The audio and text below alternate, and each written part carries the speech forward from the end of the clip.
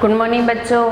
Class BSc third year और BSc BEd four year के लिए organic chemistry and advanced chemistry का topic चल रहा है टेरोसाइक्लिक कंपाउंड, जिसके अंदर हमने 6 पार्ट कर लिए थे। काफ़ी बड़ा चैप्टर है। आज हम 7 नंबर पार्ट की बात कर रहे हैं और हमारा जो टॉपिक चल रहा था 5 मेंबर रिंग के अंदर चल रहा था पिरोल। और पिरोल के बनाने के मेथड हो गए, केमिकल रिएक्शन हो गई, और उसके बाद में अब बात आती है स्ट्रक्चर एंड एरोमेटिसिटी की। किसकी बात आती है? स्ट्रक्चर एंड एरोमेटिसिटी की बात आती है, जिसके अंदर हम बात करते हैं पिरोल की। जो पिरोल होता है उसकी स्ट्रक्चर को हम इस तरीके से शो करते हैं। ये क्या है? पिरोल है, ठीक है। और इस पिरोल के अंदर इस तरीके से स्ट्रक्चर को शो किया जाता है। अपनी कह सकते हैं समतल चक्रीय संरचना पाई जाती है। क्या पाई जाती है? समतल चक्रीय संरचना पाई जाती है। और इसके अंदर चाहे हम कार्बन की बात करें, इस कार्बन की बात करें, चाहे इस कार्बन की बात करें, चाहे इस कार्बन की, चाहे इस नाइट्रोजन की, यानी कि प्रत्येक कार्बन और नाइट्रोजन अन्य 3 सदस्यों से जुड़ा रहता है। और इसका जो संकरण जो होता है वो क्या होता है भाई? sp2 होता है। तो कार्बन और नाइट्रोजन का जो संकरण होता है वो sp2 होता है। और sp2 के अकॉर्डिंग इसके बंध कोण का मान क्या होता है भाई? 120 डिग्री होता है। 120 डिग्री होता है। इसलिए ये समतल चक्रीय संरचना के रूप में इस तरीके से व्यवस्थित होता है। एक बंध निकाय के रूप में, सुगमित द्विबंधों के रूप में, स्ट्रक्चर के रूप में पाया जाता है। और नाइट्रोजन पर क्या पाए जाते हैं? एक लोन पेयर भी पाया जाता है। और प्रत्येक सदस्य 3 अन्य सदस्यों के साथ जुड़ा रहता है। और संकरण जो होता है वो sp2 होता है। और बंध कोण का मान 120 डिग्री होता है। दूसरी बात, इनके अंदर अनुनाद पाया जाता है। ये कुछ अनुनादी स्ट्रक्चर भी शो करते हैं। क्या करते हैं? अनुनादी संरचना प्रदर्शित करते हैं। और अनुनादी संरचना जब प्रदर्शित करते हैं तो इनके अंदर कुछ अनुनादी ऊर्जा पाई जाती है। क्या पाई जाती है? अनुनादी ऊर्जा पाई जाती है। और उस अनुनादी ऊर्जा का नाम है 87.8 किलो कैलोरी मोल इनवर्स। और इनके अंदर अनुनादी ऊर्जा का मान भी अधिक होता है, 87.8 kilo joule kilo calorie mole inverse. हाँ, या किलो जूल बोल दो, कोई बात नहीं, एक ही बात है। तो किलो जूल पर मोल इनवर्स या किलो कैलोरी मोल इनवर्स कर सकते हैं। तो अनुनाद या अनुनादी संरचना शो करती है और अनुनाद ऊर्जा पाई जाती है। इनकी अनुनादी संरचना की अगर हम बात करें तो ये हमारे पास सबसे पहले पिरोल है। क्या है? पिरोल। ये इसके लोन पेयर है, ठीक है। ये बॉन्ड यहाँ पाया जा रहा है। ये अपने लोन पेयर ये सबसे पहले यहाँ देता है, फर्स्ट नंबर स्ट्रक्चर। और ये अपने इलेक्ट्रॉन यहाँ देता है। तो दोनों तीर के रूप में शो करते हैं। क्यों हम अनुनादी स्ट्रक्चर को कर रहे हैं? किसको कर रहे हैं? अनुनादी स्ट्रक्चर को। ये H और ये H, ये लोन पेयर यहाँ चलेंगे तो यहाँ बॉन्डिंग हो जाएगी। इस पे क्या जाएगा? Positive charge. और इस पर क्या जाएगा? नेगेटिव आ जाएगा। ये बॉन्ड जहाँ है वहीं बना हुआ है। फिर अपने क्या करेंगे? आगे की जो कंडीशन है वो ये इलेक्ट्रॉन यहाँ ट्रांसफर हो जाएंगे और ये इलेक्ट्रॉन कहाँ ट्रांसफर हो जाएंगे? यहाँ ट्रांसफर हो जाएंगे। तो अनुनादी स्ट्रक्चर के अंदर क्या होता है? एक डबल बॉन्ड आगे जाता है और दूसरा डबल बॉन्ड वहाँ बन जाता है। अब देखो, ये सेकंड टाइप के अनुनादी स्ट्रक्चर हो गए। इसको आगे बनाएंगे तो इस तरीके से बनाएंगे। ये हमारे पास N और H, इस पर पॉजिटिव चार्ज। ये बॉन्ड यहाँ बना हुआ है, ये बॉन्ड पहले से बना हुआ है। अब यहाँ बॉन्ड बन जाएगा और ये इलेक्ट्रॉन कहाँ चला जाएगा? यहाँ चला जाएगा। फिर नेक्स्ट अनुनादी संरचना के अंदर ये इलेक्ट्रॉन तो यहाँ ट्रांसफर हो जाएगा और ये इलेक्ट्रॉन यहाँ ट्रांसफर हो जाएंगे। तो इस प्रकार ये थर्ड नंबर अनादि स्ट्रक्चर हो गई NH, ये बॉन्ड यहाँ बना और ये नेगेटिव चार्ज यहाँ आ गया और ये बॉन्डिंग यहाँ हो गई, ये फोर्थ नंबर अनादि स्ट्रक्चर हो गई। फिर उसके बाद में ये इलेक्ट्रॉन यहाँ ट्रांसफर हो जाएंगे और ये इलेक्ट्रॉन यहाँ, तो हमें ये प्राप्त हो जाएगी, ठीक है। यहाँ बॉन्डिंग हो गई, ये H पॉजिटिव चार्ज, ये पॉजिटिव चार्ज रहेगा, ये बॉन्डिंग, ये इलेक्ट्रॉन यहाँ ट्रांसफर हुआ तो ये नेगेटिव चार्ज यहाँ आ जाएगा। फिर उसके बाद में नेक्स्ट जो अनादि स्ट्रक्चर है उसके अंदर ये बॉन्ड बन गया और ये इलेक्ट्रॉन यहाँ ट्रांसफर हो जाएंगे और ये इलेक्ट्रॉन यहाँ, तो यहाँ बॉन्डिंग हो जाएगी और इसके अंदर ट्रांसफर हो गई तो यहाँ वापस लोन पेयर आ जाएगा। जैसी पहली स्ट्रक्चर थी वैसी बन गई, तो ये फिफ्थ नंबर स्ट्रक्चर बन गई और ये सिक्स्थ नंबर। ये थी इनकी अनुनादी संरचना। क्या थी भाई? अनुनादी संरचना। तो पिरोल जो होता है वो अनुनाद शो करता है और कुछ अनुनादी संरचना भी बनाता है। अगर हम अनुनादी संकर की बात करें तो अनुनादी संकर को हम इस तरीके से शो करते हैं, ये नेगेटिव चार्ज। ये क्या होता है? अनुनादी संकर होता है। क्या होता है? अनुनादी संकर होता है। तो ये क्या करता है? अनुनाद शो करता है। तो कुछ अनुनादी संरचनाएं बनेगा।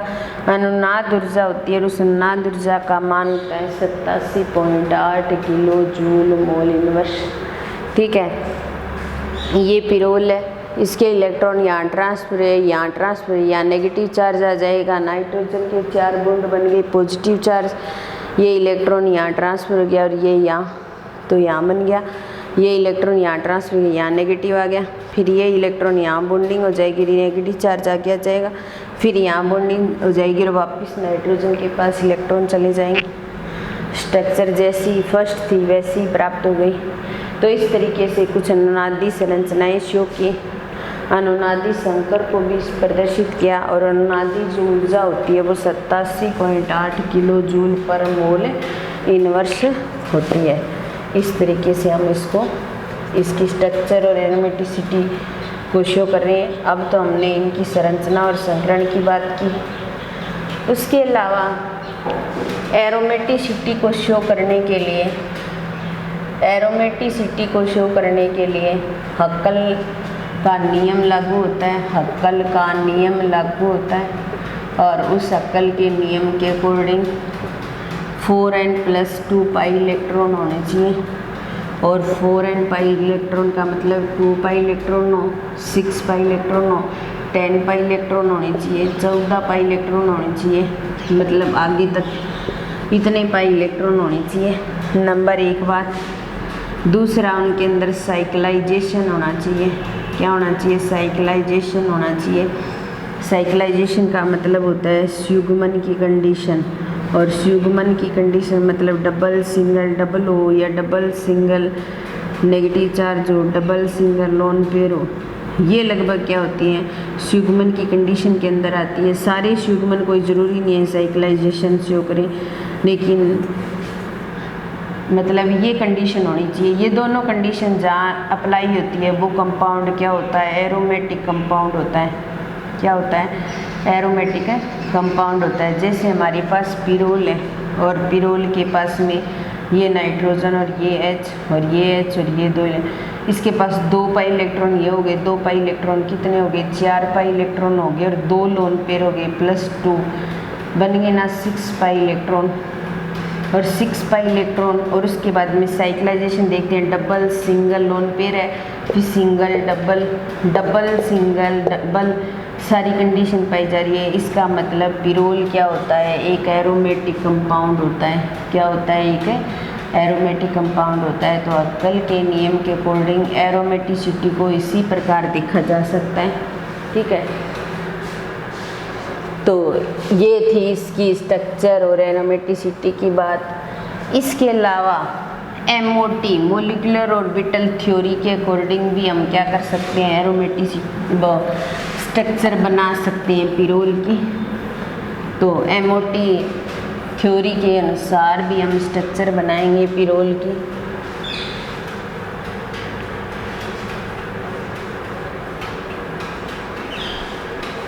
एमओटी थ्योरी के अनुसार अगर पिरोल की स्ट्रक्चर बनाते हैं तो एमओटी स्ट्रक्चर ऑफ पिरोल,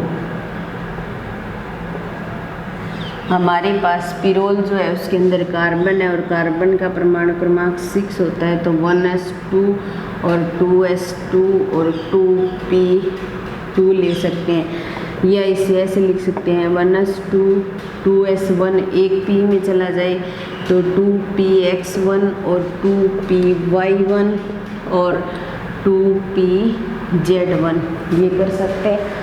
संकरण से पहले ऐसे लिख सकते हैं हम, संकरण से पहले करते हैं तो 1s के अंदर 2 इलेक्ट्रॉन, 2s के अंदर 1 इलेक्ट्रॉन और p के अंदर px, py और pz, इसके अंदर 1 इलेक्ट्रॉन, इसके अंदर 1 इलेक्ट्रॉन, इसके अंदर। संकरण के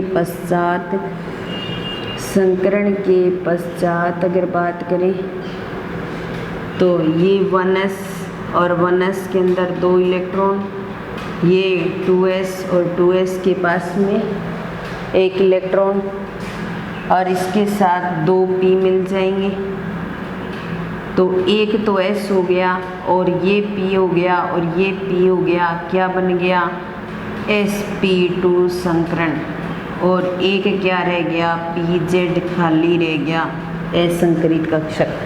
ये तो क्या हो गए संकरित कक्षक हो गए, क्या हो गए संकरित कक्षक, और ये क्या हो गया असंकरित कक्षक, क्या बन गए भी असंकरित कक्षक। ठीक है, इसी प्रकार अगर नाइट्रोजन की बात करते हैं तो नाइट्रोजन के अंदर भी क्या होता है sp2 संकरण पाया जाता है, और sp2 संकरण के अकॉर्डिंग नाइट्रोजन की बात करें, नाइट्रोजन का परमाणु क्रमांक 7, तो 1s2 2s2 2p3, तो संकरण से पहले इसको लिखेंगे 1s2 2s2 2px1 और 2py1 और 2pz1 ये रख सकते हैं। संकरण से पहले की बात करें, संकरण से पहले, ठीक है, संकरण से पहले की बात करते हैं तो इसके अंदर 1s के अंदर 2 इलेक्ट्रॉन, 2s के अंदर भी 2 इलेक्ट्रॉन और 2p के अंदर 1 इलेक्ट्रॉन, px py और pz। ठीक है, संकरण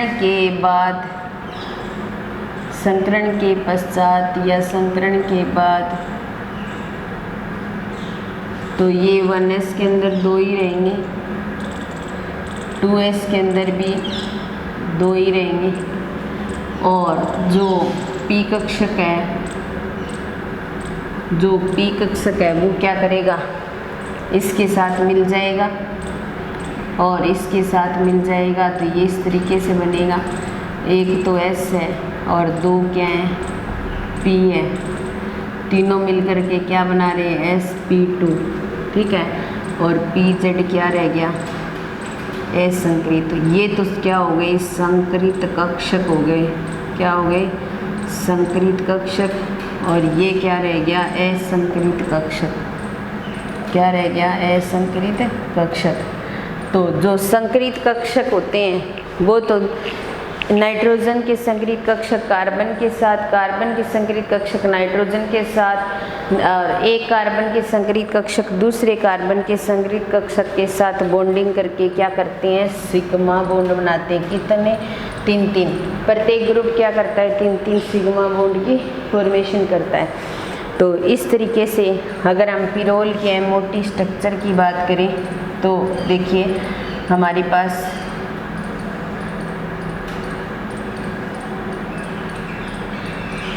ये नाइट्रोजन, ठीक है, इसके ये बॉन्डिंग कर रहा है, ठीक है, इसके पास में एक कार्बन के पास और नाइट्रोजन के पास एक असंकरित पी कक्षक अभी बचा हुआ है, और ये असंकरित पी कक्षक इस तरीके से है।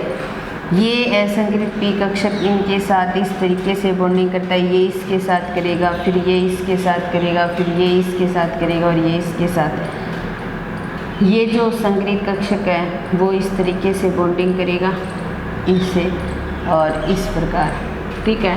तो इस प्रकार ये प्रत्येक कार्बन जो होता है उसके पास में क्या होता है, एक एक इलेक्ट्रॉन होता है, यानी कि असंकरित पी कक्षक होते हैं इनके पास, और असंकरित पी कक्षक जो होते हैं, और ये जो नाइट्रोजन है उसके पास 2 लोन पेयर प्रेजेंट होते हैं। तो ये क्या होती है, एमओटी स्ट्रक्चर ऑफ पिरोल। क्या है एमओटी स्ट्रक्चर ऑफ पिरोल।